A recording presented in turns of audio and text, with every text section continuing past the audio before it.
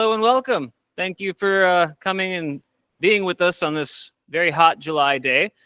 Let's see. We have a couple things to go over today, but let's start off with our introductions first. I'm Thomas, Kilo Hotel 6 Golf Golf.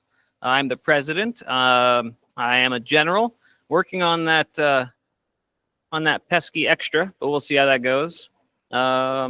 Yeah, delving into CW because I can actually remember it now, which is nice. Play around with a lot of digital stuff these days, and I have a couple little projects and whatnot going, but you know, I'm here. We'll go ahead and start off with Joe. Here, closest. Hello, I'm Joe, W86JOE. I'm the secretary of the club. I'm the chair of the operating activities committee.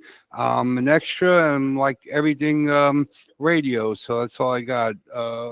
Who's to go up to next? Paul? Hi, Paul DeCass, W8MBR, from cool volcano at 75 degrees versus how hot it is down here in Hilo. So over to Hank. Hello, I'm Hank Call, KH6HAK, Space Cadet, part-time lightning rod, and extra class operator. Yes, I still attract lightning. As long as you don't keep getting lightning strikes, we'll be good. Just don't tempt the fate, man. Here we go. I'm Mark Watanabe, WH6 FSA General Class License, and I'm one of the board members, and here to learn from all of you guys. Good afternoon. I'm Brent Branley, KH6KAU. It's my first time at the meeting. It's really nice to meet all you gentlemen and ladies. Sharon McCartan, Whiskey Hotel 6, Echo Lima Victor. I am a general class, and thank you for having me. I'm Dennis McCartan, Whiskey Hotel 6, Echo Lima Yankee, and I'm an extra class. Tom English, Whiskey Hotel 6, Emergency Broadcast System. Live up in Volcano and extra class. Frank Owsley, Kilo Hotel 6, Foxtrot Alpha. I'm from down in Ocean View. Mark Capono, newly minted general, Whiskey Hotel 6, Hotel Echo Oscar. Aloha. I'm Mel, K6EKD. I've got an advanced license from Hamakua, and I'm slowly getting into mesh testing. Hi. Oh, is this on? Well, no, you know. Anyway, K6KU, Roy, Mountain View, general class. Been off the radio for a while, but getting myself back into it. You know you don't need this. I know. Yeah, you know, it's just for the online folks, but they could still probably hear you at their houses, so it's all right. Here you go, Bob. Hi, I'm Bob, AH6J, also known as Uncle Bob, first licensed in 1957, and extra. I've been pretty much everything. V63JB, Watangmai Sawiak from Gitam in Yap Island proper. And probably by, extra class, and probably by August meeting, I will be back dealing with 6 class sessions of high school students that don't want to be in my classes. You already got them. Who's Okay, I'm David, and board member, extra class, and education and outreach chair. So keeping busy. Oh, Tony. I'm Tony, Whiskey Hotel 6, Delta Victor India, general class. I'm the 2025 BIARC treasurer. So anyone who needs to pay dues, I'm the person to see. I've got the membership forms. And I'm also with Aries, the Assistant Section Emergency Coordinator. So is Bob, Uncle Bob. And I like digital modes. I like VHF, UHF, HF, all things radio, do WinLink. We got people online. That'd be me next in the room, though. I'm William, NH6ET. I'm an amateur extra. I'm currently the FCC station trustee for BIARC, KH6EJ. I love all things radio. I think pretty much everybody in the room knows that. But yeah, so next we'll go online. Lee, you want to introduce yourself? Can you hear me? Very well. Oh, great. You've really tweaked the system. It's working great, William. I'm Lee Critchlow. I'm in Mountain View, where I have the fan on high, even though it's much cooler up here than it is down there, I'm sure. WH6LC, I'm the Hamgram newsletter editor and extra class license. Back to you guys. Lee, I want to thank you on behalf of the club for your donation of the cart to the committee. Thank you very much. For those who don't know, Lee donated a cart to the club for our committee. I'll let you describe that. Yes, I appreciate it. Yeah, all the hard work we go through lugging our equipment in and out to all the events that we Can't hear. That's wrong. That's me. Oh, That's meeting at both at the moment. okay. How's that? Much Is that better to me? Okay. Thanks for the cart. Yeah, I just wanted to say on behalf of VOA and OC in particular, when we lug all our equipment in and out of the events that we go to, we'll be blessing you. So thanks, Lee. You're welcome. And I'd like to thank David, who donated a screen, an HDMI drivable screen, right? Yep. So a lot of people doing stuff out of their own pocket to make sure that the club's putting together good presentations out in the community and providing good education and outreach. Go ahead, Uncle Bob. Yeah, I wanted to give greetings to Lee. The last BIARC bulletin, the newsletter was absolutely fantastic. Was 14 pages? I didn't count, but I read them all. Yeah, very, very good job. I want to give her a big hand. Thank you. Thank you. Thank you. Okay. I think Alan was on. Alan, you want to introduce yourself? Can you hear me okay? I can. I am Alan McBride, Kilo Bravo Zero, Victor Kilo Foxtrot, amateur extra. I'm still really not on the air yet. I'm trying to find an antenna and figure out what to put up. Some people told me just get a vertical and that'll get me on the air. And I've also been looking at a hex beam. So if anybody has any suggestions, I'd be more than willing to listen. All right. Well, thank you very much for joining. And, today we're going to be talking a little bit about antenna operations. Great. And we'll see how that goes. Next up, how about Christian Morgan? Christian, you want to introduce yourself? Hi, hello. My name is Christian Morgan. I am a student at Capilano Community College, transferring to UH Hilo. I arrive August 19th. I'm interested in getting my amateur radio license and joining the club. I just came to learn more. All right. Well, fantastic. We're really appreciative to see you, and there are some great resources available to you locally if you want to get your license, and I encourage you to do so. There is a class available, and we do provide testing through KH6DQ. So let's stay in touch. Awesome. Thank you so next much. up nope, I think that's everybody online because the other one I see is Joe. Let me get this pinned back so the audio matches the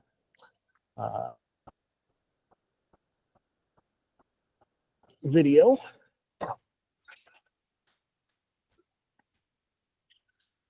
Okay, so before we move into the program today, which is actually going to be sort of a roundtable discussion and brainstorming session to deal with antennas. What's that? Yeah, we're going to do some announcements. So John, you want to go first here? Unfortunately, we're stuck with two mics until I figure out why it didn't route the both. Okay, well, we're going to have to do this a little bit differently because Now, what happened to Mark Capono? Did he run away too?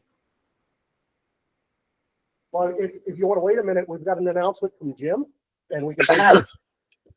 Yeah. Well, we'll Alan, do. can you mute your microphone, please?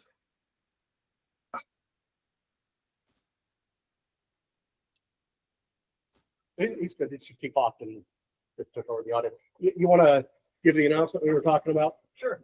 So we'll come back to you in a second. We can find Mark. Just this November 8th, Saturday, November 8th, are going to be, we've been asked to help the Veterans Day parade downtown at the staging area to get everybody staged up properly and moving properly so that the parade is a little more orderly and we don't have such big gaps between. So even if you're going to be in the parade, we'd like to get some people who might be interested in. We'll give you some more information later on. And they'll probably be showing up asked to show about 7:30 or 8 o'clock in the morning to get the signs out of where people are supposed to assemble. And if you're going to be in the parade with somebody, we'll put you in that area where your party is, and then you can go with them when they go. So you can help us and help the parade too. So that'll be coming up, but that will be Saturday, November the 8th, and the parade starts at 10 o'clock. So there'll be time ahead, and we'll let you know next month with some more information on that. Okay. Okay, we found our victims. Okay, now having found a couple of our victims, we'll start. Ambrose, come. Mark, you can come too. Ambrose and Mark had the unfortunate happenstance of getting their picture in the Tribune Herald when they were at the MCOM conference or whatever over in Kona. So, huh? Was it Hilo? I thought it was. That was Kona. at Auntie Sally's. Okay. Well, any rate, so Ambrose, you qualify for a door prize. So does your dad. That's right. No good deed goes unpunished. Okay, go ahead and pull it out, and I'll tell you what it is. Can you guys step this way so you're on camera? There's an aviation comic book too. Wait, don't run away. What this is this is a new, it's a smart circuit electronic lab kit. And here, go ahead and open it up. It won't all fall out. You can set it on the table here if you need. And we'll see whether or not he gets some use out of it. It's we actually put about 6 of them out in YAP before. So it's got everything, including microprocessor. It's got a whole group of projects with the instructions on how to build them. So these are all of the parts here. Here's the microprocessor. The battery pack, I put brand new batteries in it today. And it should keep you occupied for a little while. All of the instructions are in the book. And then that's an aviation comic book, which you can look at. It has to do with kids learning to fly. So that's your door prize for having shown up in the picture on the Tribune Herald. So now you're famous and you can learn more. Thank you very much. Now, we'll, since we're on a roll,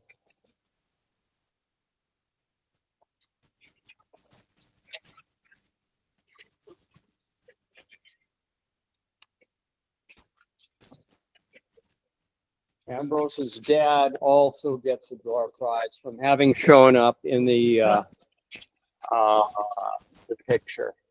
And we've got some items on here to help him. He's got his first HF rig on its way in. So we've got some items here that we've kind of put some stuff together to help him get on the air on HF. So Just like Christmas. yeah, it is complete with And you've got enough power pole connectors for 3 when you spoil a few of them. All right. Okay, so that's your door prize. Thank you.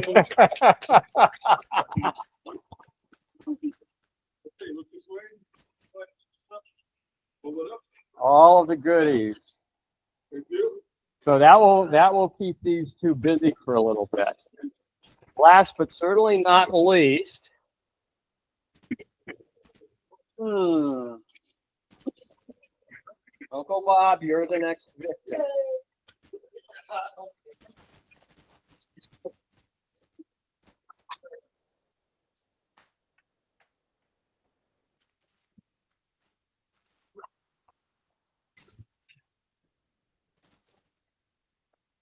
Okay, Uncle Bob's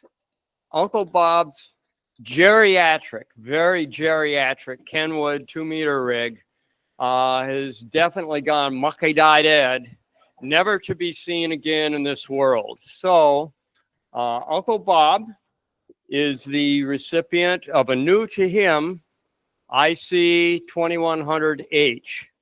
And if he listens to it very carefully, he may hear whisperings from Richard and Barbara coming through it. Would you like to explain why? Well, this, according to you, was originally owned by them. Oh. So I guess I get the. So this, afterward. Yeah. this is its final landing spot. I cleaned it up. I put power poles on it. It's programmed up for our local frequencies. So he should be good to go. Careful. Do not. Okay. It's got the manual and everything in there. So we expect to see him back on the air on 2 meters without a little bit of distortion. Without a highly distorted, very sickly rig. It will put out 55 watts, which I think is about double what his old one was. So yeah. this is your door prize too. Thank you very much. Okay, that's it. It was a real quick thing, and we hope this will help. With these guys, it's going to help jumpstart some stuff. Okay, Ambrose, that's going to keep you really occupied for a while. It's right in, because you're good at science. It's right in your age bracket. My kids did fine, but they've aged out on it. So I had this new one still here in Hilo, and you are the recipient of the door prize. So we'll be checking on you to see how your progress is going. Okay? Okay, very good.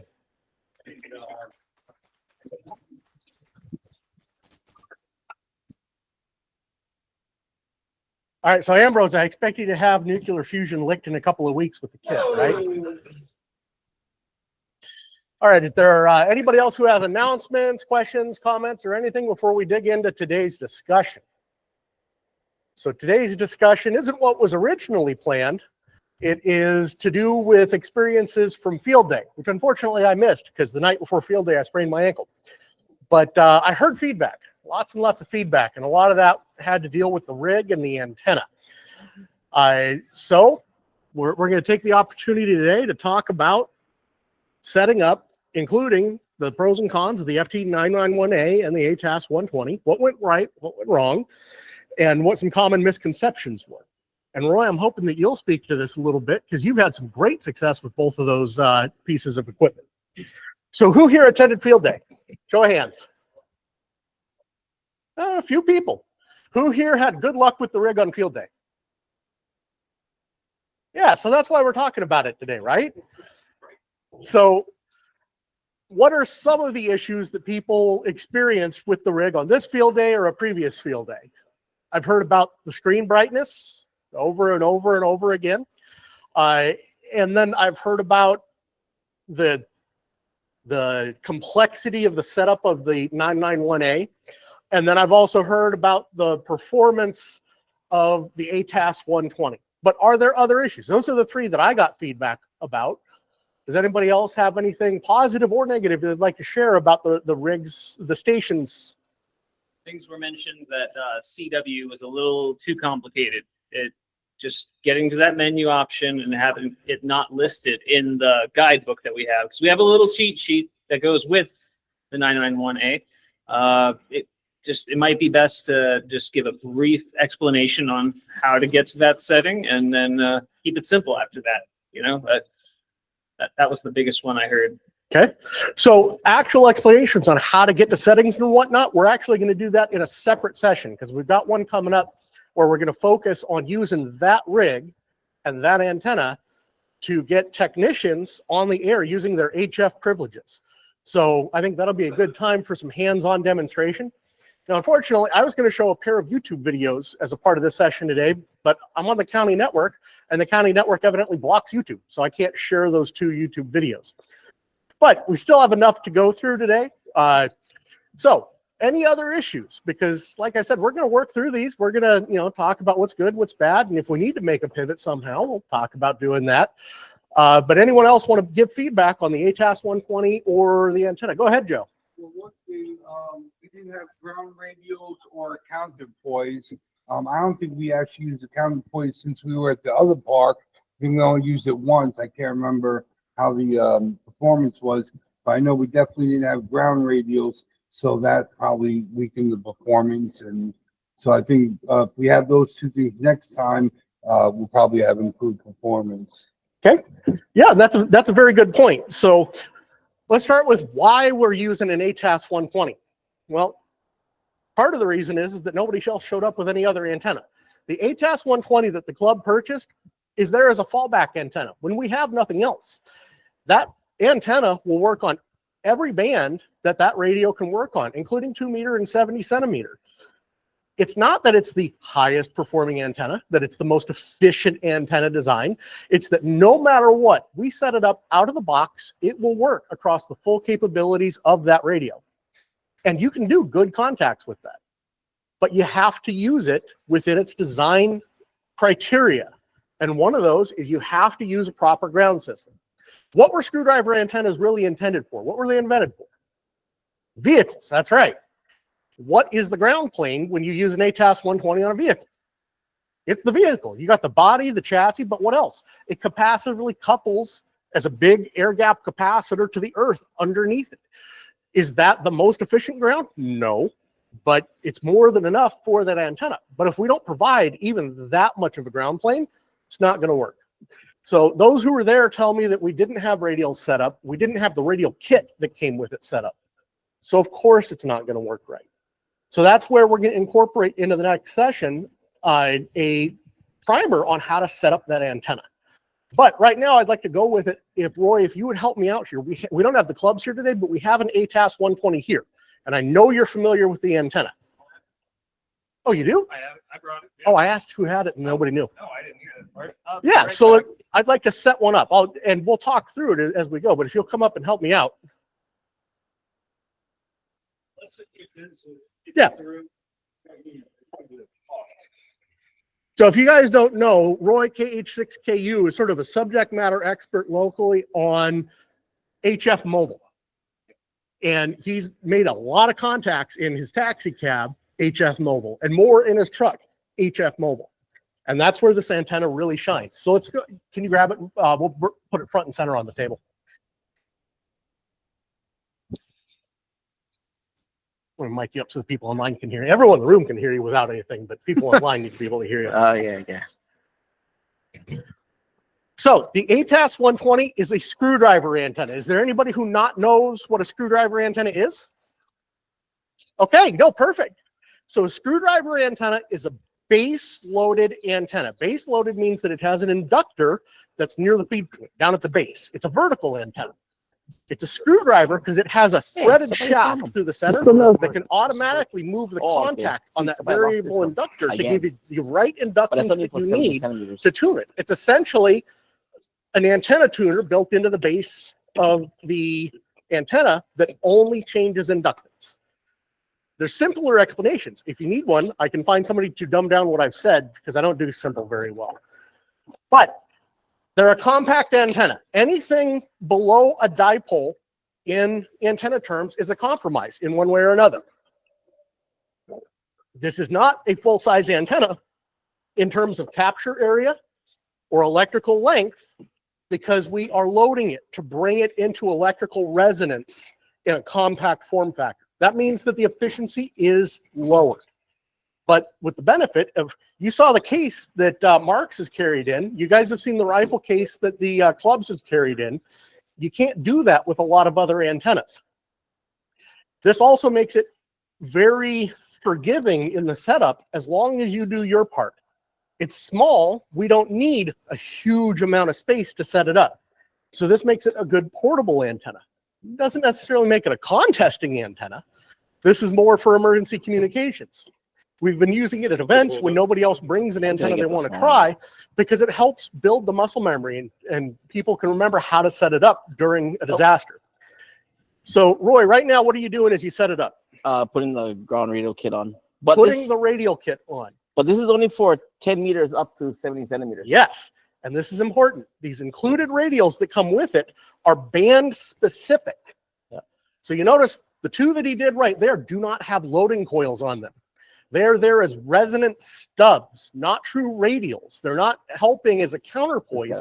They're bringing us into electrical resonance. And these two have loading coils in them. Again, this is about the antenna being able to tune itself, not about having good performance, not good efficiency. Do you absolutely need these? No. But if you don't use them, it's not going to perform on, I'm going to say 15 and higher. You can use it on the lower bands, but it's not going to perform 15 and higher. And if you don't use them, you still have to provide some sort of other ground, some sort of other counterpoints. Now, you could attach it to a vehicle. You can attach it to a metal roof on a building. You can attach it to the earth itself. Now, how would we attach it to the earth itself? Go ahead. Sure. Absolutely. You can use the screen as a counterpoise, just like you can any other vertical. So the verticals that we use, they can either be elevated with radials or they can be ground mounted with radials, right? So our interface to the earth are those radials. That's not the same ground as you would use for lightning protection. That would be like a lightning rod. That's a safety ground. We're talking about an RF ground here. So as it sits right here, will this antenna work? On the small radials, is that radial kit per specs is designed for 144, 440, and 6 meters. The antenna itself is supposed to work on 10 to 40 without the radials. No. 10 and up requires those radials. It will not work on 10 without them. That's how DX engineering direction says. But that is actually incorrect. So if you read the manual, it will not tune onto 10 without the radials or a counterpoise. So there are plenty of applications, though, where it has some sort of other counterpoise. But as it sits right now, Roy, you've had a lot of experience with this. Yeah. Will this antenna, as it sits, with no other counterpoise or anything, will it tune up onto every band it is capable of? Not the lower ones. Yep, exactly. It's currently set up for high band operation. These radials do not support the lower bands. This supports 10, 6, 2, and 70 centimeter in this configuration. Go ahead, Mel. They're for resonance. All of these radials are for resonance. Which means so the radio can see 50 ohms. Yes, exactly. So, but they're not effective. They do provide some steering to the pattern, but not 360 degrees like an elevated radial antenna. Like, Roy, what's a good elevated antenna for 10 meters? Probably like the Antra 99 or the... That's a great example. Or the Signal Master. Yeah, and they have radials? Nope. So what do they use in that case? The coax. Yeah, it's using the counterpoise. The coax shield is the counterpoise. So when you run it this way, where do you want to run that coax?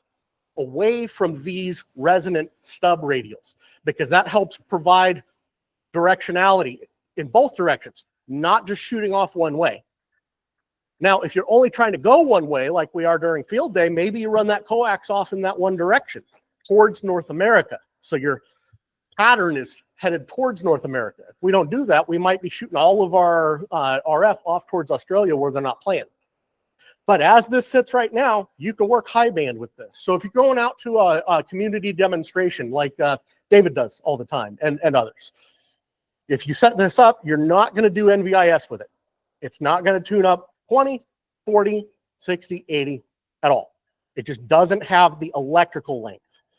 So how might you know that's not happening with an ATAS is that you'll hit tune and then you'll go get lunch because it takes a while to start a tune cycle. If you hit tune and it doesn't move, just wait. It can take a few minutes. But it'll tune and it'll hunt and it won't tune up to the band you're on. And if it does that, it doesn't mean that the antenna can't do that band. It means that it can't do it with the ground that you gave it. So if we want to run low band on this, what do we need to do? We need to provide some sort of other counterpoint, some other ground plane. So who here has used a screwdriver as a base antenna before? Anybody? Yeah, but it's a screwdriver, right? Okay, so with a tar heel, if you want to run it as a base band or as a base antenna on all the bands, what do you use for your counterpoise? I have 2 radials, 2 resonant quarter wave radials per band that I'm interested in. Okay, and do you arrange them 360? Yeah. Okay, so you have 2 opposing from each other. Now, does that give you a pattern only in those 2 directions? No. And why is that? It will pretty much, it's not totally smoothed out, but it will pretty much cover the backside of the missing ground. So, are the non-resonant radials participating in that pattern? The other ones? Yeah. No, they do participate in the pattern. Well, They don't participate in the match. I'm not sure how much they participate in the pattern because they're non-resonant, so you've got basically no current flow. Well, no, it's not that you don't have current flow in them. It's that the current flow occupies a different amount of their length. The ratio of current flow along the length to the total length is a way that we describe impedance. So they are non-matched, but we are still presenting a match by having the resonant stubs. And that's what this one is doing right now. So right now we've got this one for 2 meters and 70 centimeters right here. And that one is participating in the pattern. It is helping pull the pattern in that direction a bit, but it's not a ton. Well, let's look at it the other way. This one right here has no loading coil on it. And I believe that's the one for 6 meters? 2. No, that's the one for 2 meters. Okay. So that one is longer. It's helping participate more. These 2 right here have loading coils in it. Are they participating in the pattern? Well, it depends. If we are below a critical frequency, and we would have to calculate what the X of L is based off of that inductance, that frequency, to know how much is still squeaking through it, yeah. But when we set it up in this configuration, that's really all we're getting. But now let's start adding radials. Mark, you want to show us your radials? Okay, so Mark, earlier you were telling me that you started out, I believe, with these ones? Yep. And there's 2 of them there, right? Yeah. So this is four radials. And were you using with or without this ring, with the other tuned stubs on it? Without. Without. Can we do that? Yeah. Yeah, because we're providing an additional ground. Will it necessarily tune up right on those higher bands? No. So that is something to take into account. These are here for tuning. They're not here to work as radiative elements. So you said that your performance wasn't very good with 2. Yeah, I was reading up on it, and this is a work in progress. And so they said the more radios you can get, the better performance you have. So I made 4 more. So that's a total of 6 radials. 8. 6? There you have 2 there. There's 4 here. 4, yeah. 6. Question. To use the longer radials, do I have to remove the radials that are on it right now? No. Because I mean, I was standing over there. I didn't hear that part. I know my answer, but let's go to the subject matter expert. No. No. So you can eliminate them. Let's say you're not going to use 2 meters and 70 centimeters at all. So if you remove those and you're not going to use 2 meters and 70 centimeters, doesn't matter. You know, and that's quite often how these rigs get used. Now, if you're truly mobile in a car, you're probably going to want that capability, but you don't need that ring if you're mobile in a car because the counterpoise is providing it. So in a car, Roy, do you use this ring? Nope. Does it work on 2 meters? Yep. Does it work on 70 centimeters? Yes. And why is that? Because it's a monopole antenna or a Marconi antenna. We don't need the tuning because we've got distributed capacitance and inductance in that ground plane of the car. So what becomes, I just shut this off. What becomes the driving factor is whether we have enough electrical length in that ground plane. And what does that mean? Well, you're going to need roughly an electrical quarter wave available somewhere in that ground plane. Does it have to be 360? No. Is it going to have an effect on your pattern if it's not 360? Sure, but it's actually less than you might think. So for mobile operation, you don't need that ring. For field operation, you don't need that ring. You only need it if you're going to operate it in the configuration that it's sitting in right here, where we're only using the high bands and we're not trying to tune into the lower bands and we don't want to set up radials. You can set up radials, but if you're going to use 2 meters and 70 centimeters, you have to make sure that this thing's pretty darn close to where those radials meet the earth. Otherwise, they're acting as a vertical element. They're not acting as the ground plane. And then we don't have a Marconi antenna. We don't have a monopole. Then we've got a dipole with a huge capacitance hat called the earth. So, Mark, when you set this up, and you're not using the ring, you use these radials, how are you connecting them? With a core. Okay, but your radials, but how do you? Right here. Okay, so you're screwing it onto the base. Yeah. Roy, when you set one up in the past and you're going to set up with radials, how do you connect them? That's how he got that idea. In the base. Yeah. Do either one of you use a screw to screw it into the ring? This ring right here. There's threads in these holes. Yeah. Can we screw into there? Yeah. What matters the most here? A good electrical connection. So I saw this one get set up once and the electrical connection was not good. And we actually experienced a little bit of arcing in it. We were able to pick up that arcing, not because we could see it or hear it, but because the 2 meter rig on site could hear it because it was acting like a teeny little spark gap transmitter. So you got to make sure you've got a good electrical connection. Now, right here, as this sits on the tripod, there's a distance between the feed point, let's call it, and the ground. Can we do that with radials? Well, if it's entirely elevated, sure. You have an elevated radial antenna, and those radials must be resonant. But if we're going to do with ground radials, can we still do that? You can, as long as you make sure you don't run them straight down and then turn 90 degrees and go across the ground. You need a gentle slope, because then we're just continuing a cone down to the earth, and then the earth continues on. The ground-mounted radials, ground-supported radials need to be resonant. No. So they have to be resonant when they're the only thing happening to provide a counterpoise. But when they are on the ground, they don't even have to be a quarter wavelength. They can be pretty short. We're capacitively coupling to the earth, and it's providing that virtual ground further out. So we have the ability to make a match, and we have the ability to use that match beyond the length of the radials. But how many radials do we have here? 6? Oh, total of 8. So there's 4 there, 4 here. 8 radials. What is the commonly said term that we need for the number of radials for the most efficient vertical antenna?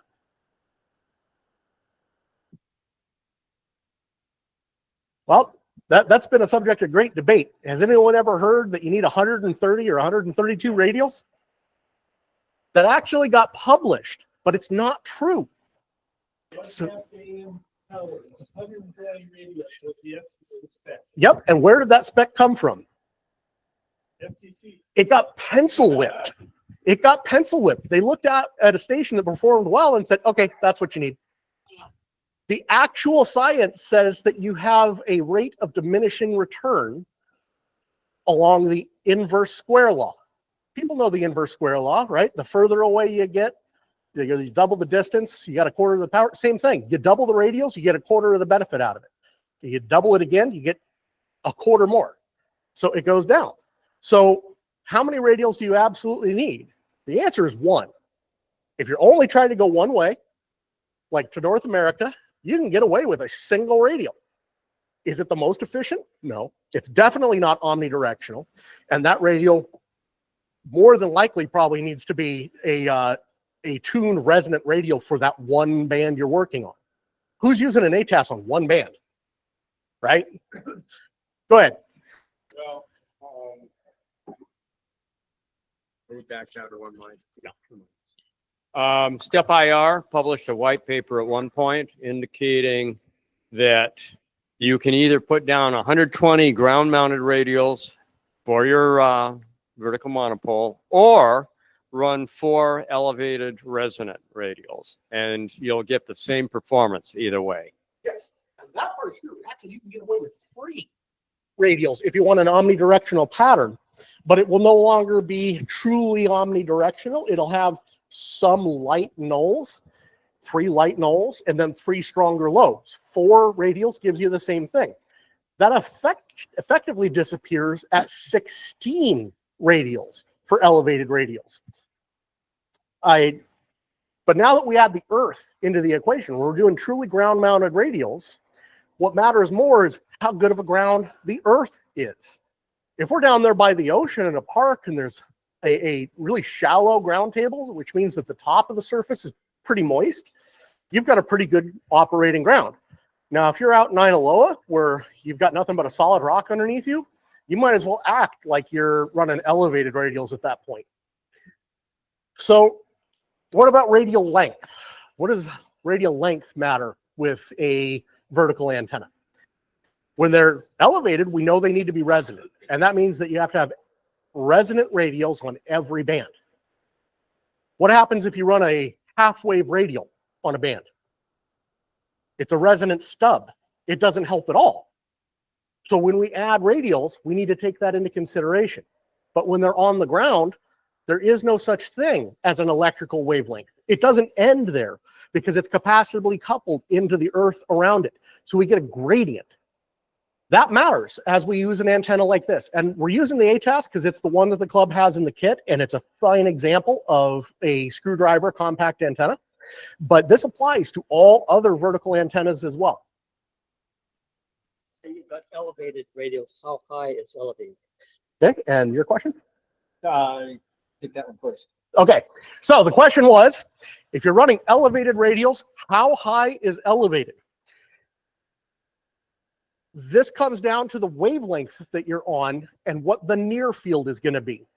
So anything that is within one wavelength is going to have an effect with the near field. You're going to have coupling, but that really becomes pronounced at half a wavelength. So if your antenna is a half wavelength or higher off the ground, you're golden. If your antenna is a half wavelength or lower, you start to affect the impedance and the resonance of those elements. Where else have we seen this? Dipoles. Who here's put a dipole up for NVIS? And the match is terrible, right? You get down low on something that's tuned for 50 when it was up there at 66 feet, but then down low to the ground, you've got like a 30 ohm impedance. It's the same thing happening, that once you get within a half wavelength, it starts to affect it. So if we wanted to operate this on 20 meters, we're going to have to get it 16 feet off the ground if we're going to use purely elevated radials. But if we're going to use these ground lay radials, that's not the case. We want it as low to the ground as possible. Now, in antennas and in DXing, there's a term that has to deal with the height you choose for your antenna. Roy, you remember that term? That height is might. Height is might. That's right. You get that antenna up as high as possible, and that helps you with the reach. But is that true with a vertical? If you've got elevated radials, yeah. But if you don't, You want the opposite. You want it right down on its ground plane so that you've got a nice low elevation takeoff angle with minimal ground losses. Do people know what ground losses are? That's when the ground is soaking up the RF energy instead of participating as part of the electrical circuit. We're losing it as heat. We're warming the ground up like a microwave oven and not getting our signal out. So if we're going to run these on radials, we want to keep this feed point very down low. At field day, where was the feed point? I wasn't there, so I don't know. I don't know, whatever tripod, the Jerry, like 3-foot tripod, I guess, had the poles, so it's probably about 4 or 5 So the feed feet. point was up here. Yeah. So even if we had radials attached, what's happening is that radial is going down and then across the ground. So what we're dealing with is a dipole with one side that has a massive capacity hat. And that massive capacity hat is not reflecting a virtual antenna like it does in a Marconi antenna. It's now radiating, and that is energy that is pushing the signal lobe away. So now you're destroying your elevation takeoff angle. So now we've got inefficient plus a terrible takeoff angle. We're not DXing very well. But when you do that, what do we get out of it? NVIS. So that's a way you can set up a vertical to give you NVIS and performance. Has anyone done NVIS off of a purely vertical antenna before? First, in theory, those who know NVIS, can you do NVIS on a vertical antenna? In theory, by the rules. I got a butter that's 26.5 feet tall, and it's got 4 radios on it for 40 meters, and it works pretty darn good.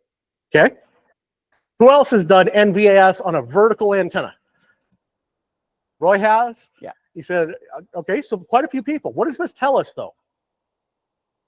It tells us that there's something disturbing their pattern. Who remembers from studying for their license the null that is off of the end of any dipole or vertical? So in theory, that null, in an ideal world with spherical chickens and a total vacuum, that's like neg 100 dB off of the end of that element, right? Let's just call it 100 dB down. You can do the math off your 100 watts, but I'll tell you, that's nothing. So if we're working NVIS off of a vertical, which these do very well, it tells us that we're not efficient for DXing. Does that mean you can't DX? No. No, and if anyone's run a 160 signal off of a compact antenna, you know that it points straight up into the sky, but you can still hit the West Coast from here. So that's that balance. Everything is a compromise in an antenna.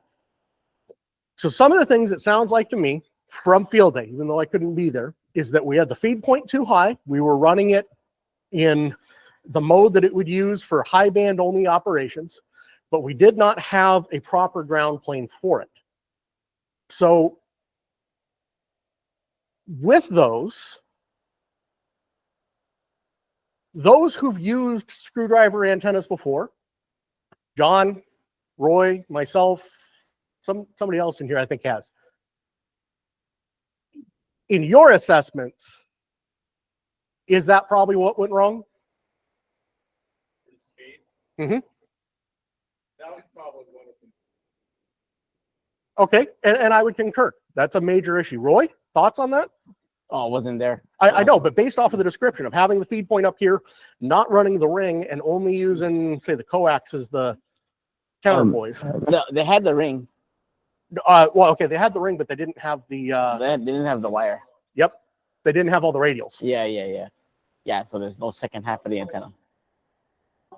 How would you lower the feed point given what we have to work with? Don't use the tripod because the tripod is made for a different mode. The tripod's made for if we're using it, say purely as a high band antenna. So, we've got to look at ways that we can either lower that tripod down to the ground or maybe a different mount. There's a lot of ways to do that. We can also just attach the thing to a vehicle. So these are known shortcomings of any compact antenna, not just a screwdriver. If you're going to use ham sticks as a vertical, what do you need to do that? You either need radials. You can use more ham sticks as the radials, but that's going to give you single band. So here, for field day operation, setting it up like we would for a demonstration using 6 meters isn't going to suffice. We're not doing field day contacts on 6 meters. So we have to think about the bands that we're using. We have to use radials no matter what. And we have to use enough that it becomes efficient. Do we need the 16 where the diminishing returns really starts? Not necessarily. But if we're up at the that golf course in Fern Forest, yeah, we might need 16 radials. The second issue I heard is that people are saying that you can't get this thing to tune. And that's a known quirk with, I know the 991A, where you push the tune on this, right? And it takes a while to get it to start moving. Sometimes. Sometimes. I don't own one, so that's why I'm asking Yeah. you. You're the guru on these things. Yeah. Sometimes the antenna like has to think before it starts to move. How long? Oh, you need to have patience, like a Jedi. But there is a flashing red light. It might be hard to see, but it is there and it does exist, letting you know it isn't still tuning. There's a tiny little red light. I was doing some major research on the difficulty of seeing the screen and lights, and I got the solution. Turn the rig away from the sun. Yeah. That would probably work better than anything else. Besides grumbling and yapping about it, turn the rig. Common sense tells you if you look into the sun, you're not going to see the thing or it's reflecting. You know how I solved the problem? Turn the rig. I got bifocals. Oh, I would just turn the. Oh, I can see it. There is a red Yeah. indicator that It keeps blinking. If it's blinking, it's still trying to tune. Yeah. Back to my question. Yeah. Sorry, I forgot. That's all right. If you increase the numbers of radials from 1 to 2 to 4 to 8, would you shorten the length of that radial as you're increasing the numbers? I would rather have more short radials than fewer long radials. So long as the earth I am sitting on is providing a good enough conductive ground to provide the additional length for me. The number of radials is what gives you the omnidirectional pattern and lowers your elevation takeoff angle to that famously low takeoff angle that we look to a ground-mounted vertical for. So more radials, they don't need to be resonant because you're on the ground, although it can help to have at least one that is resonant for each band or is resonant at an integer multiple. But if you start to run extra long radials that are, say, multiple wavelengths at your highest band of operation, that can be an issue as well, because then you're starting to operate like all of these long wire antennas off into the distance, and they're really lossy because they're right up against the ground. The ground does not conduct as well as a radial base for higher bands as it does these lower frequencies due to its relative permittivity. One thing to note is that if you do have multiple 34 feet pieces of wire, you don't have to cut them at that point too. You can always fold them back and tie them down to that 16 foot, 14 foot, 6 foot. It doesn't increase or decrease at least you don't have to cut your wire and then have to resplice it later for another project or whatever. I mean, you can have lengths of wire and then you can just tie them back, double them back, right? They don't add any inductance or anything, right? That can, no, but it can actually cause weird eddy currents between them. And that can cause tuning issues because it turns it into a big capacitor, just like the capacitor loop on a capacitance hat. Okay, good to know. What he was saying is, can you take just one piece of wire and send it out and then loop it back and connect it again and turn that into 2 radials instead of just cutting them at the end and having 2 separate radials? I meant instead of bringing it all the way back, get to your 16-foot point and then just kind of bundle it up at the end there so you have a 16. Oh, yeah, I got it. So kind of like tuning Here's what I would actually recommend in that case is roughly in the middle, strip some insulation off and connect that to the feed point and then run it as 2 radials on a single wire. So, Roy, you remember Winter Field Day up there on the 4 hill? years ago? Yeah, when you made that makeshift. Yeah, I made a ground-mounted vertical antenna. I showed up with scrap and some military poles, and I set them up and I put a ground-mounted AH4 ICOM tuner on it, and I just took scrap of wire out of the back of my truck and made some radials. Did it perform? It was gangbusters. That thing was pulling in DX all night. So again, it doesn't have to be fancy, but what was the critical thing that made that antenna perform was capture area. It had 2-inch thick aluminum mast as the vertical radiator. And it was a 5/8 on 20 meters. So 5/8 gives us a really great low elevation takeoff angle. It's sort of a magic thing, but you have to add a little bit of inductance at the feed point to make it match up right. And the H4 tuner did that automatically. And the radials, I think we had 4 of them. Yep. And they were just random lengths of 14 gauge wire that was left over from a project I had done that was sitting in the back of my truck. And that thing performed. They were great. This question, if we move away from the ATAS and we're encouraging people to bring their own antennas, the internal tuner is a 1 to 3. Roughly. SWR. So should the club have its own external tuner to support the? And this gets into the next part of the discussion I wanted to have. So my opinion, both as an amateur and also as a professional who does a lot of antenna engineering, this antenna is fine for what it's intended for. Is it the best in every application? No, but it essentially has its own built-in tuner. And if you do your part and add the radials that it needs and follow the guidelines for this type of antenna, it's going to perform. Roy's proven that in his mobile. But does the club need to pivot? I think this is the right antenna to have with us at all times. I wouldn't run this thing for field day. We did it once. That was fun. I think we should be practicing with this thing at POTAs and stuff like that because we need that muscle memory. But what else might the club add? Gary's question was timely. What about an external tuner? The 991A has an internal tuner. What kind of a spread can most internal tuners manage, SWR-wise? 3 to 1. So that's an SWR of 3 to 1. It can bring into 1 to 1. That's not very far. That's bringing an antenna that's tuned for the top of the band to the bottom of the band, but no further. There are antennas like the H4 I mentioned that can tune up anything. You could tune up a pop can on 160 meters if you provided the right surface area for it. And these are all things that we've done. That's been a famous video online now. Somebody took their G90, their Shabu D90, hooked it up to a shopping cart, and they managed to make contacts with it. It all depends on the tuner. I've told the story before, but on an inebriated dare once, I tuned up a set of patio furniture for 160 meter contacts. And it worked.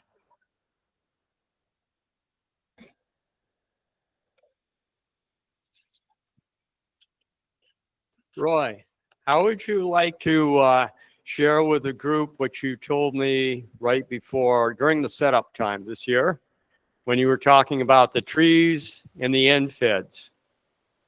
The end feds antenna. So, because William, you talked about, well, okay, what are we going to use realistically for a field day antenna? So I would like to have, because Roy had some very, very, very good points backed up with actual results. So I would like the mic to go over to Roy, and Roy's got his own mic. I got a mic. Yeah. You mean the one I set up the other year? The one that's, yeah. Yeah. Oh, it was good. So it was an end fed half wave on 80 through 10. And then I had the balun or anon, whatever you want to call it, mounted on top of a tripod about maybe, I don't know, 10 feet off the ground. And then on the other end in the tree, I had my my telescopic 40-foot fiberglass pole with the other end of the antenna. And I had a wedge in the tree branches so it wouldn't fall. And it held and had that long antenna going. And I kind of, and I was with my little 706. I was trying to get away from the bands that the club was doing. Oh, the guy with the Delta loop at that time, right? He had the ground. So I was getting away from that bands. But yeah, I made a couple contacts in Europe on that. So that was pretty good. And on that matter too, just so you guys know, couple years that we did in a small park with this antenna, and everybody said it didn't work. Before I left to go to work, I was working at Nissan. I remember setting it up, and I remember making contacts on 15 meters, and one of them was Sweden. So don't tell me the antenna doesn't work. Wait, we have a clue here though. Who set it up? I did.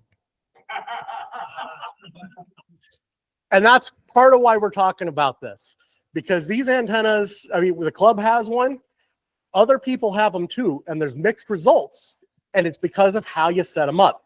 This antenna type, more than others, not just the ATAS 120, requires that you do your part. You honor the fundamentals. It's not forgiving. That's part of the trade-off in the antenna science. So, yeah, we can try other antennas, and I'd love to. I've been with the club 8 years, I think, and I think it was 7 years ago, we had the best field day experience RF-wise that I think we've ever had. Does anybody remember the antenna that we used? I remember. Yeah, it was, what's that thing called? An cobweb. octopus or a cobweb? On my tower on my trailer.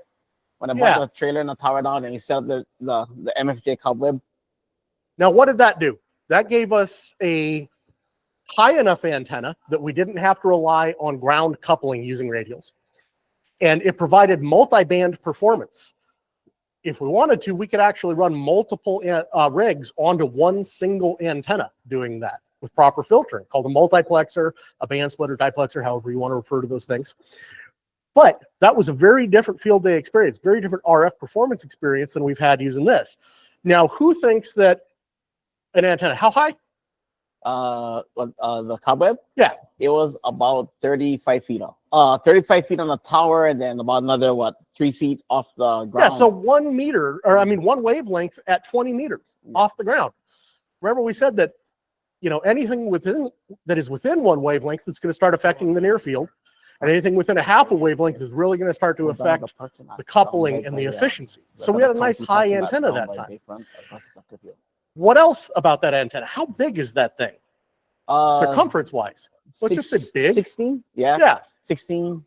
So surface area matters in an antenna. We've got this capture surface area that not only statistically increases that you're going to couple to the wavelength that you want, but also provides more surface area for you to pick up the E field. So, I mean, that thing, how many of these would we have to line up to get a 16-foot diameter? A lot, right? So there is going to be a performance difference there. Here's a thought that I've had. Maybe we ought to do a group build where we design and build a hex beam that's made specifically for fast deployment, folding up, and taken to things like field day. Is it going to be useful in a storm like this thing is? No. This is the antenna you're going to want to set up if you've got hurricane force winds. This thing's made to put on a mobile. It can handle, how fast you drive, Roy? I drive you don't have speed to limit. answer. You don't have to answer. But the point is, it can handle highway speeds. It's going to handle the hurricane speeds better than putting up a clothes drying rack. But we could do something like that if that's what people are interested in. Other antennas that have been tried in the past are like end feds, which we all know are a myth. They're really an off-center fed using the coax as part of the counterpoise, but that's an option. We can also do an off-center fed. We could do a fan dipole. There's a lot of options that provide the multi-band capabilities that we want. So this isn't the end-all be-all for it. Go ahead. Tape dipole. Tape dipole, like a tape measure dipole. Yes. They're actually made, or they were made. Yeah. So that's an option that we could do a group build and build one for the club and refine a design that we can all go build for our QTHs if we want. We could even do a build where we do, you know, and it doesn't have to be the hex beam. It doesn't have to be the tape dipole. It could be 1, 2, all of them, whatever. But those are some options. I mean, it's your club. You get out of it what you put into it, but we also need to make sure you're getting out of it what you want. Go ahead, Hank. Can I describe what I'm planning on doing? Basically, this started out couple of years ago at the CQ Worldwide Contest when I did 10 meters. I had a ham stick dipole on. I was your tuner. Yeah, you know, you were my rotor. You were my I rotor. was the rotor. You know, one way we were doing Japan, one way we were doing the US. And it worked. It worked very well. We made very many 10-meter contacts when that was open. So I'm thinking, you know, after the criticism that Glenn gave us about maybe a dipole would work better, I have a collection of military mast poles, and I've been collecting more. And I came across this piece on eBay that I've ordered that's capable of making a tripod out of these, that is a fairly wide tripod. So what I'm planning on doing is putting up a military mast pole that can go up 30 feet or so. I want to put a 40-meter dipole, inverted V on that. I'll put guide ropes on it if need be, but bring that down in a V and put a 20-meter ham stick at the top of this. Now, with a 40-meter dipole, we could work Nevis, Inter-Island, hit that stuff. 20 meters goes everywhere. So with the 20-meter ham stick, we can do that. And the 40-meter dipole will also work on 15 meters with a tuner. So there, with two antennas, we've got 3 bands. And I can do this all in independent setup that may or may not even require guy ropes on the thing. But it's portable. You can knock it down, take it anywhere, set it up, and aim it what you want. That's what I'm planning on building. So with that, we'll have 3 bands. I can bring that to the next field day and see what happens. Okay. Real fast one. If you do have an antenna that you homebrewed and you're not sure of it because you don't have a rig expert or a nano DNA or any kind of test equipment, try and get it within measurement lengths and stuff, and we'll test it. We'll test it. We have the gear to test these things too. I would say bring it along. Bring it along. We could always go like a block away from the actual antenna that's up and give her a test. It'd take 10 minutes. I mean, for this part, not the setting up the antenna, but you know, we'll help. We'll help. Yep. That comes later. We changed the format. Okay, so I think that field day would be a great opportunity for people to bring antennas that they want to see if they work, maybe even have antenna performance contests, stuff like that. I'll play. How can you cheat with an antenna? Oh no, we'll use mine at the nadir. That's fine. I am bound by the laws of physics. You know, so my point is that we've heard the concern as a club from our fellow club members. There was obviously an issue. We can tackle that with some education for this antenna. The Elmers have discussed it. We still think this antenna is the right antenna to keep with the rig 24/7. And those I've spoken to don't see our field day efforts as a contest. It's more of a social event and trying stuff out and having fun. So if you want to bring an antenna to the next field day, I say bring an antenna to the next field day. Let's try it out. On to the FT991A before we break for the social session. I don't have an FT991A. The only time I've ever used one is Roy's or the club's rig at a field day. I made contacts. I didn't have a problem with it. I am going to grab the club's radio at some point, and I will put it on my test equipment, which is calibrated with NIST traceable standards and is the same thing that is used to verify the performance of public safety equipment all across the Pacific region. And I'll tell you whether it's deaf or not. If it's not, maybe we need to have a session like this about how to operate an HF rig. Now, as far as seeing the screen and stuff like that, I will look into ways for reasonable accommodations for visual impairment, and we can work on that. But is there any questions or concerns or feedback on the FT991A or this or anything we've discussed? Yeah, just a quick question. I know we brought this up maybe years ago about setting the radio up at the meeting. And it kind of occurred to me that we changed the meeting schedule to extend the Mhm. room. And the planned time to kind of end the meeting and then extend the social is 4 o'clock, which is the start of the afternoon net. So maybe a couple minutes earlier to allow some people to familiarize themselves, set up, maybe check into the first round of the net, and then we can break the radio down afterwards. Would be a good complement to training exercise monthly. That's good, because that actually tells me a lot about how I need to set up for next month. Because next month, it's going to be about 10-meter operations using technician privileges. And we're going to set up the rig, the club's 991A, and this antenna, and we're going to do some demonstration with it. But then also after we break to the social session, we're going to have plenty of opportunities for people to get on the rig and get familiar with 10-meter operation as a technician. Or if you just want to learn the FT991A, or maybe you've got a general, but you don't regularly want to do HF, you want a little bit of time with an Elmer there, that opportunity is going to be available.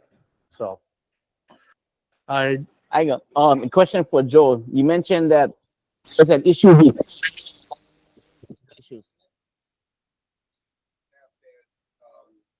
locating full break-in in the menus. Okay. There's a button that says BK-in. Yes, You push it. that's why it's not in the menus. Okay, yeah. Exactly. It's down to not being familiar with the radio is what it is. And then if you only like for my example, everybody has a 7300. I don't have one. You throw it in front of me, I'll be lost too. You know, it's vice versa. But you throw a 991 in front of me, I can operate the thing blindfolded. So it's the other way around. Who here's an ICOM guy? ICOMs? Yeah. Who here's a Yaesu guy? Who here's yeah, Kenwood guy? Ooh. I got one of those too. Only the rich people give me Kenwood guys. Yeah, who here has an expensive little box called, what is it? Flex. Elecraft. Oh. Yeah, there you go, see? Who here has an HF antenna that won't make contacts? Huh? Yeah, I don't think it's the brand. So, I was about to say something I shouldn't. Actually, I think one of the spots we're at right now, it's been discussed kind of as a follow-up to various field days towards the end, has been that what we need is two things: a quick start guide for the 991A that everybody that's going to operate it has to go through initially, and then along with the quick start guide, everybody needs to actually get on it for a few minutes with the guide and be able to get it up and running. There's one in the case. It's called a Nifty guide. Is there? Yeah. It's still in the same Ziploc bag. I don't think anybody took it out. It's just sitting there. it didn't work.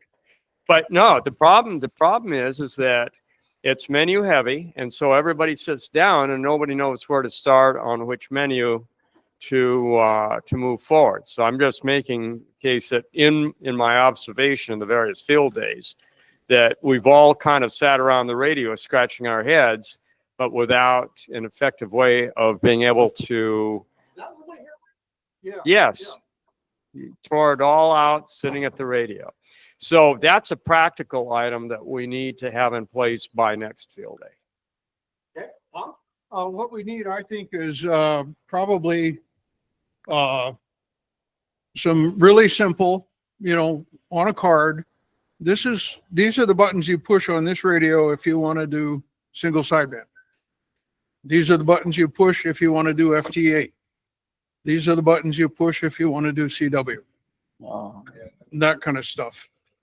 Okay. And I'm willing to do that if I could borrow the rig for a while, and I'll take it home and mess with it and make some of those guides. That's a good offer. Yeah. Well, that's why we're having this this discussion is the program today. Putting together how to make the equipment work for us. FT8 happens automatically. No. You don't have to do anything. If the menus are set wrong, it does not. Oh, yeah. You have to set it point it once. to the I forgot data I did it. interface. Yeah, I forgot about that first part. Yeah. You got to set the DVOX and all that stuff. I forgot about that. But it's a once and done, though. It is. Once you set it, you never ever touch it again. Then once you go FT8, it just goes in. It is until somebody touches the menus with their grubby booker pickers. Yeah. You know, what people online can't hear you. We put the programming where I think the last time you did it or someone did it, we stored the programming on the SD card, I think so. Jim did before Yeah, he that's left. right. So there's a default configuration we can set it to at the beginning of every use. So that is, all some really good stuff. And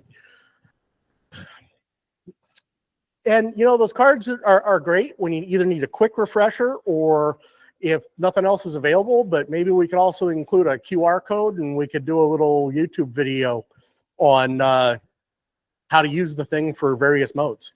Somebody can make a PDF of the instruction sheet there. I can print it QR code. Oh, yeah, and I have a sticker maker. I can stick it right on something easily right around the radio. That way, hey, don't know what's going on. You want to do a certain mode or whatever, or you want to just see the PDF and study it on your own later. You can just point your phone at it, download that PDF, and then go about on your own learning pattern there. Not everybody learns the same. You show me something once, I'll know it. If I have to read through it, continue a while. Just bear with me. But doable. QR code, good idea. Great idea. Or we could bring our own radios that we're already familiar with. Yep. So the reason we bought this radio isn't so that it gets used at every single function in field day and all that. It's that we always have one available to us.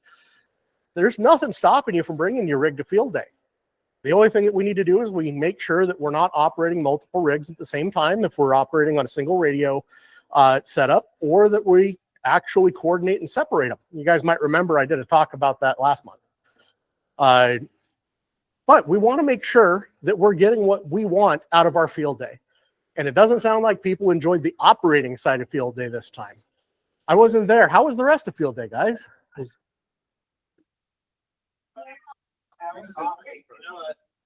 the box hunt. Dennis won that. Oh, yeah? Yeah, I stumped everybody. That was great. All right. I gotta do a class on direction finding antenna building. That way everybody can make their own and, you know, do that program. So people want that fox hunt kind of thing to happen again next year? Yeah? Make your own antennas too. I can hide the fox further, and then we can do something a little bit more broad range instead of just the bushes next to the park. But we'll get there. We'll get there. Yep. All right. So any questions about field day, future events, this antenna, the FT991A, anything like that? Mark. Did location have anything to do with anything at the field day? I wasn't able to make this year, but last year we were down by last year we were down by yeah, by Kuhio Bay. Yeah. Oh, come here, why not? It's Winterfield, yeah? Yeah. Oh, yeah, my bad. State park. Yeah, we were at Wailoa this year. Well, from an RF standpoint, they're about equal because they're both exposed to salt water. So the ground performance is pretty good if we had the radials down. But how was the experience? Did people like doing it at the state park this year? Yeah. So one of the things that we ought to consider is we were kind of walking on eggshells at the state park. I didn't want to put any antennas up in trees. The permitting process, basically they had us choose from a menu and tell them exactly what we planned to do. And antennas was not on that menu. And so, you know, they had things like, you know, we're going to have a picnic lunch or a barbecue. And technically, we should have got a special access permit. That we were in violation of the rules because really what we were doing was not on their menu of permitted activities and would have required a special access. I suggest, because the county, Bill Hansen at Civil Defense has offered to us, he said, what you need to do is before you apply for a permit, let us apply on your behalf. And I think that there are some really good county sites. I did not mind at all when we had that central location in downtown Hilo, the parking lot there next to the soccer fields. That's my favorite location. I'd vote for that spot. And we just coordinate with civil defense in advance. Don't go through the county parks permitting process, and let them know, that we're going to be putting up whatever kind of antenna we plan to put up. Whether it's the crazy cobweb that Roy had, which we really had to, John and I had to finagle a long time with those parks guys to get us to be allowed to put that thing up. They were a hard no right from the beginning without civil defense's help. Or, It worked as a billboard, didn't it? it did. It was a great setup. So I like that kind of idea where it is highly visible, but we need the backing of civil defense. The Parks Department is not going to go for that without that backing. So, Joe. Yeah. You're the chair of the programs committee, No.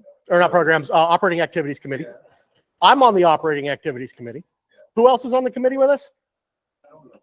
Oh, John. All right, so you heard that, right? There's only a few of us on the operating activities committee. That's who puts this stuff together, does the coordination and all that. So if you guys want to steer what's going on with field day, where we go, stuff like that, give us feedback. Join the committee. I'd love it if people joined the committee, because then we could have more operating activities, not just field day. But we want this feedback. We want to hear what it is that the members want out of their operating activities. So I'm hearing a lot right now. Joe, you've been taking notes. All right. I think we've got a lot to come on it. So I'll just shout it out. So there was the car show was out at the soccer fields a couple weeks ago. The car show. What was July 4th. Mm-hmm. So is that venue is that would it be possible for BIARC to put a tent in there? Yes, and just although advertise? the venue we're talking about isn't the where the car show was. Yeah, we're actually in the parking lot across the street. Right. But say during the car show, Oh, yeah. during that, I mean, could we have a public outreach tent there? Yeah. With a banner? Well, I'm going to refer that to David. Is that within the amount of bandwidth that you guys have? Because you guys are already doing so much. There is a cost associated with attending these events. You have to pay for a booth space and a couple other things. So that's what. But as a nonprofit and educational activity, they might let us slide. I don't know. I think it's gonna have That the year in question, I don't Tony know. and I went in. It was PNR, wasn't it? We went into, you and I. And the only reason we didn't get part of a soccer field was that things came together at the last minute for the venue. And so about the only thing we could do was get the parking lot. But I suspect that if we worked something out almost a year ahead of time, figured out what we wanted, what the bounds on it would be, and we talked to Bill Hansen about getting civil defense to actually take the lead on it and why, I'll bet you we'd get it and there wouldn't be any issues at all. Our problem was, I think it was kind of too little, too late when Tony and I got involved in doing the permit. Now, that said, I liked the parking lot. And we found out later that the parking lot actually has a ground rods. Set of ground rods that we can attach to right where our antenna was set up. So, but it was great because people could pull right up to field day. We were able to run off of Roy's truck and made contacts off of his HF mobile. It was a really good time. So that's something that as a committee, we're going to consider again. Okay, sounds like they're going to look into it. And any other events like the car show or stuff, make sure we know about them. So parting shot, Roy, you use this thing on your taxi cab. Have you used it anywhere else? I used it at my house just for test them out. And what I did was I have one of those tri-magnet mounts. So I screwed onto the tri-magnet mount, and I put a piece of a galvanized roof on the ground, and I stuck it on that thing. It worked great. Worked like a car, I guess. I know it tuned up really well. So maybe that's what we need is a ground mount, Yeah, like that. That's just got like a metal plate or something we can throw on the ground. Yeah, that's what I did. A piece of galvanized roof that I had in the backyard, a 4x8 sheet of roof. Okay. Stick the magnet mount right in the middle and screw the antenna on top, and then it tuned right up. Well, there's been suggestion that we sell this thing off and we sell off the 991A and go buy something else. I don't think that's warranted. Granted, I wasn't there. From what I'm hearing from a technical standpoint, we just didn't do our part. I think we can do better, and I think that we ought to play with more than just this antenna, but play with it too. But if that's something the club members really want, remember to come to the next general membership meeting where we actually vote on stuff, and you can make a motion to actually do that. I don't think it's necessary personally, but we can debate that at the November meeting if you want. So, anything else before we wrap up and go to the social session? Anybody? Yeah. I think Gary can give us kind of a recap of some of the things we discussed at the voice repeater / digital system Zoom meeting they had. You need both. Okay. Can you hear me now? So, voice repeaters, mostly we're talking about the digital system. So, in attendance was myself, Jim, and Luke. I think Jason was there in spirit texting. And so anyway, we had our digital systems meeting. The station G2s, so the Meshtastic G2 radios were finally ordered, thanks to Tony. Tony went ahead and got that order in place. We discussed the placement of actually all three of the radios, but have a good firm placement from the original plan with the first two. So the goal is to replace the pole at Pipikeo, and then go ahead and install a G2 at that location, and then to replace the Mauna Loa G2 that's up there now, that's Luke's personal radio, and then get that under club ownership. The next one is a twist of William's arm and see if we can get something on a pole near Kulani. We discussed that during the board meeting today, and the answer is yes. Okay, good. So that'll be home for all three of the radios. The Kalani will definitely provide a nice additional extra coverage footprint. Hank had previously picked up some filters. We were in the process of testing them. I think the filter is going to definitely improve the performance at the Pipikeo site. So looking forward to knocking down that noise. The transmit on the Pipikeo site at 16 dB is reaching all the way to Mountain View and downtown Hilo. So I imagine if we put the full 1 watt and clean up the background noise, it'll be able to hear us a little better, and we'll get improved performance getting near the 30 dB of output power for the Pipikeo site. I believe we talked to William. There's some dishes on the Mauna Loa site as well.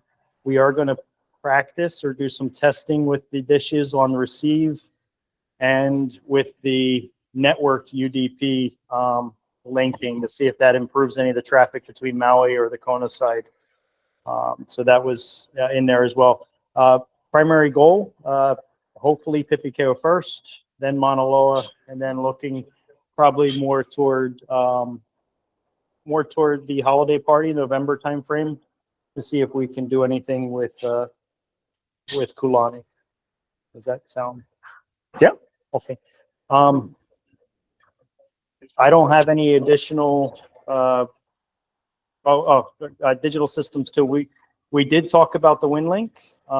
We talked about the club has one WinLink gateway, and then there was some discussion that I'd like to wait for Luke to bring up, but I'll put it out there so people have enough time to think about it. We were thinking on trying to do a push instead of the WinLink gateways on the 2-meter side, trying to get them over to the 70 centimeter side where voice could be done on the 2-meter and simultaneous data on the 70 centimeter. That'll allow people with the diamonds and the duplexers to have digital and voice simultaneous operations without desensing themselves or switching radios. So some conversation came up on that, and there'll probably be more to follow with that later in the year. That's all I have. Yes. Okay. You need a pipe. So Luke is going to put this in the minutes, and the last site visit, me and Trevor went to the Pipikeo site. The existing satellite mount or pipe that was on the container is completely rusted out at the bottom. I was able to stick my fingers through the bottom of the pipe there. We're going to be putting in for repeater or combined digital system funds to go ahead and replace that section of pipe, grounding and some quickcrete, I imagine. So we'll go ahead and bring that up at the next board meeting to get that all official. Hey, Gary, one more thing. Yes. As far as the other groups outside of BIARC that are doing this project, can you speak at all to any that and there and start out?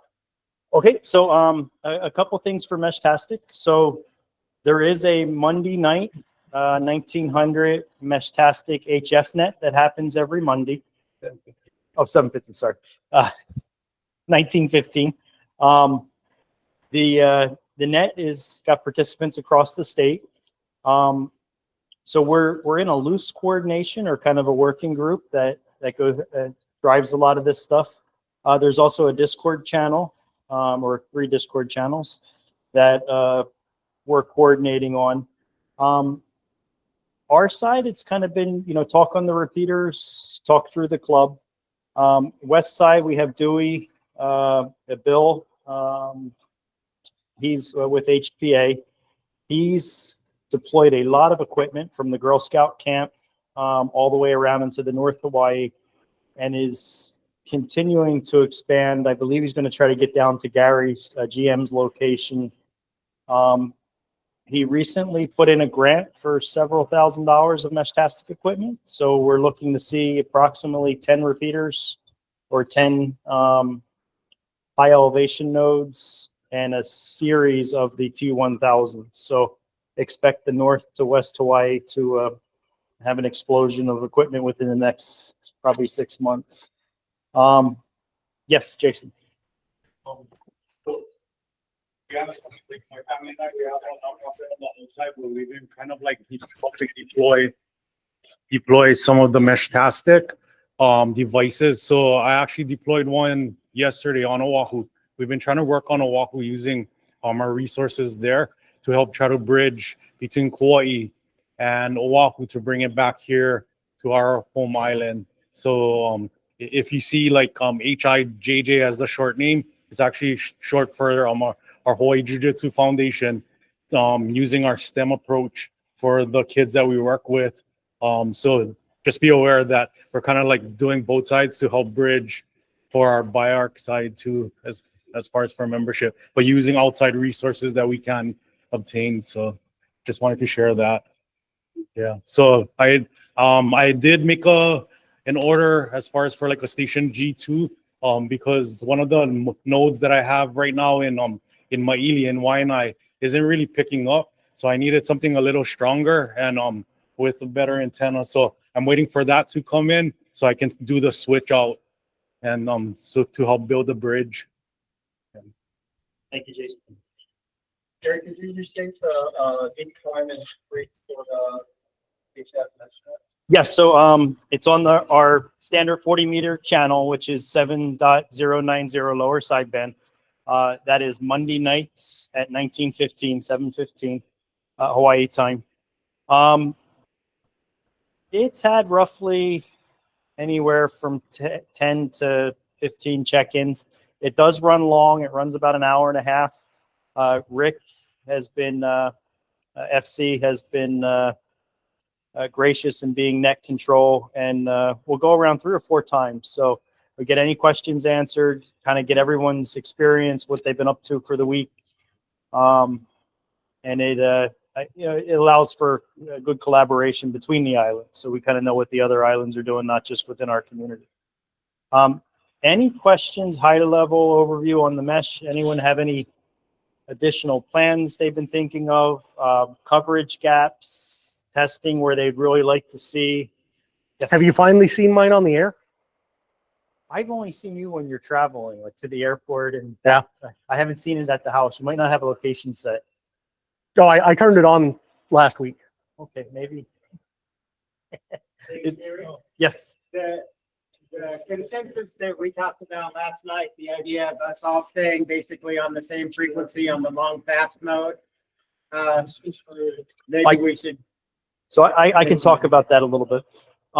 So initially, it's almost been about a year now, but back in October, we started the initial testing of this. And a few of us around Christmas time had moved up to a medium fast and moved up to other modes, which is how this communicates. So you're still within the 900 megahertz band, but you're using different protocols or different channels, we'll call it. Different bandwidth. You're starting Different to bandwidth. widen your signal and increase the baud rate. Correct. We did not, in the forest terrain, we did not get the same performance. There's another test that myself, Luke, and some others are doing right now on additional bands as well. We're going to continue testing. My conversation with Tony last night is, let's keep running this on the long fast. Let's keep growing the network, training our communities, see where it goes. If there's other small groups, like maybe certain CERT teams or certain neighborhood watches or family members that don't need that expanded coverage, have been thoroughly trained, have the community support, and are looking for a more narrow focus, then the club or other experienced members could help them move off of the long fast and maybe move to additional modes that would be more supportive for their area. I caution doing that because of our terrain out here. If we were in Honolulu or somewhere with the steeper slopes and better visibility. Yes, well, I've got a question. If we connect multiple radios to a single node, can that then pass messages between the different channels and bandwidths? Yes. So what William is saying is, let's say we have, I'm assuming you're thinking this, let's say we have one neighborhood that has a whole bunch of medium fast or particular faster mode, and then we want to make a hop out of that neighborhood to a longer distance run.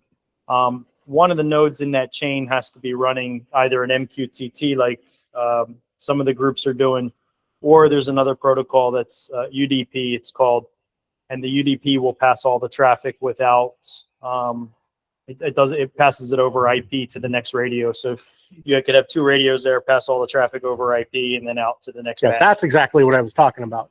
So that is possible. That is in testing. Luke has a testing unit up. Sean has a testing unit up. I was doing a little bit of testing. We will probably deploy that first to the Mauna Loa site using the two dishes and the Mauna Loa node, and with a UDP backhaul playing with different bands in different directions. We're probably where that'll finally get worked out. But that's, I think, still down the road, more toward Christmas timeframe. So, Tony, I see you. One more wrap up on this if you're done. So I'm really excited about this testing that we're all doing in this project. I think it's a really good opportunity for us to practice our skills at working together with others, other groups, our diplomacy, our ability to, take our areas of expertise like in antennas and so forth, and just help build relationships. Now, what if I don't play well with others? Well, then we'll nix you out. But yeah, that's what it's all about, is learning to play well and work well with others. Eventually as this project grows and spreads across the state, we might have to start thinking about how do we coordinate channels and frequencies, sometime in the distant future as this gets built out. But the synergies between groups working together is what makes a mesh really versatile. So let's try to be helpful and respectful and kind, and see how we can build coalitions to develop this. Daryl, did you want to add to anything? Well, I know you've been monitoring the build out of the Meshtastic nodes. You're looking at traffic coming from the other islands. Yes. Any Yes. comments on that? Well, I was talking to Michael Miller, as you know, and Van regarding trying to get the guys in Honolulu to set something up somewhere where they can close the link from Haleakala into Honolulu. So far, not too good yet. I actually have something I'm working on for that that'll put a radio on Haleakala with an Omni antenna. More to come. The ink's not dry yet, but Okay, because right now the Haleakala, they got two repeaters up there. They got the Summit repeater at the top, and from what I understand, it's on a telephone pole or something up there. And then there's another one that's just below it. But that lower one is the one going toward Wailuku. And then the Summit repeater is the one that we can access. yeah, and that's a 70 centimeter or 2 meter. No, that's Meshtastic. Oh, Meshtastic. Okay. So there's more to it. There's a state agency that is removing equipment from Haleakala. They're currently 70 centimeter, but they're looking at still keeping the antenna in place for emergencies, but for 70 centimeter use only, but they want to replace it with a tri-band antenna, a particular tri-band antenna. And that provides a 900 megahertz capability. And so far they're saying it's okay that that 900 capability can go to BIARC. So I'm still working on that. It's a permission that is allowed because of our MOU with Hawaii County Civil Defense Agency, but it doesn't go through them. But that would allow an omnidirectional antenna at a summit tower that is top of tower and would provide something good. And Daryl, did you mention that you thought it would take maybe 3 hops for on Oahu Right now, mesh unit hit Haleakala? right now, I did make contact with Michael Miller's bar. It's Tiki Bar. Tiki Bar, Yeah. And I also made contact with Van at his house, his condo in Alawai. And it seemed as though I can hit Kalaloa Airport. There's a node over there. So I can hit those 3 places on and off, on and off. From where? From my house. Okay. So I did run a trace path, and it goes from my house in Hilo to Mauna Loa to Haleakala, and then from Haleakala it kind of bounces off 1 or 2 nodes in Honolulu. I don't know where they are yet because the location information is not turned on, but I do have their ID numbers and everything. And then from there it bounces to like I know that it went to, one time it went to a node in Makakilo. Then from Makakilo, it went hit down to Tiki Bar. So there's about 5 or 6. Actually, ours.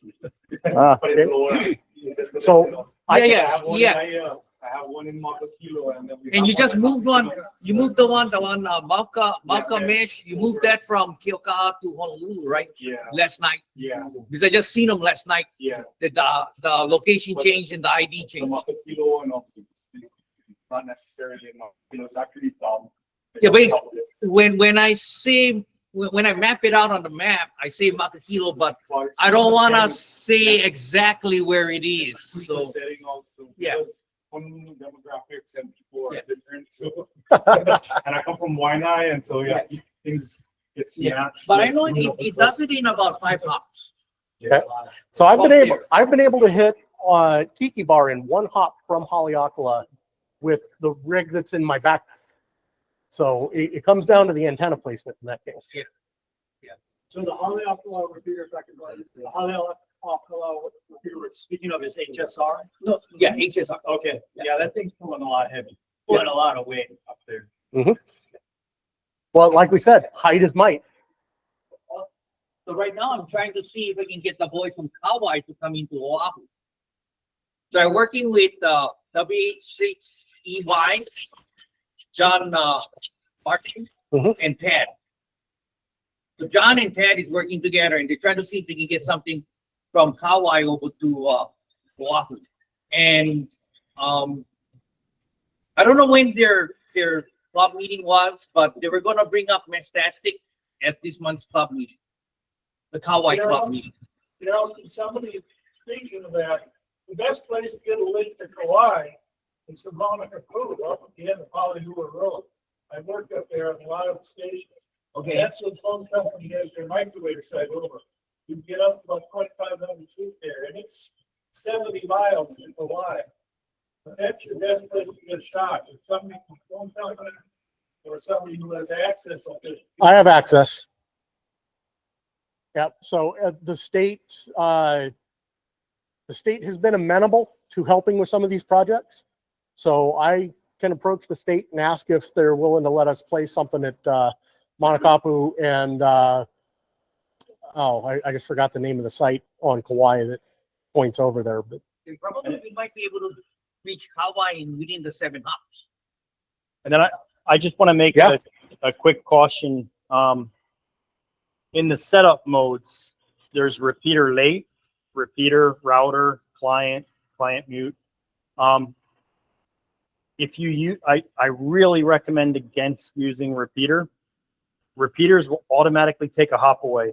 And if two repeaters see each other, it'll automatically even if it can see another node on a better path, it'll automatically go through the repeater and distribute that traffic faster, even if there's another better path that's available. So I recommend keeping repeater late. If you're setting up any of these mountaintop nodes or any of these other nodes, repeater late will listen for traffic, see if it's heard that traffic, and then repeat that traffic.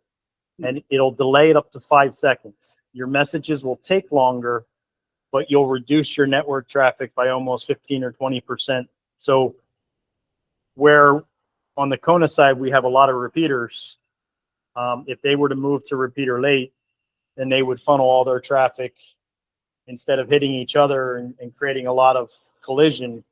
It would funnel over to Maui more efficiently. So it's your modes matter a great deal. And I would always recommend, test with client. If you're missing messages, move it up to repeater late. If you're not finding the desired performance, then maybe try repeater or come back. But if you do try repeater in an area that's not a mountaintop, it will catch everybody else's nodes around it, double your traffic, reduce your solar, and could kind of create a point of failure. Messages may not get out. all right, well, this has been the first meeting of the new format where we don't take the break. Oh, this got shut off at one point. Where we don't take the break in the middle, that we go through the program, and then we're going to transition to having a social session now where we've got the refreshments. And we never seem to have enough time during that break for everyone to finish their discussions and everything. So we have up to another hour and 10 minutes if we want to continue discussions individually, stuff like that. But there's refreshments over here. I encourage everyone to take care of that. But before we go, are there any questions from online before we shut down the meeting?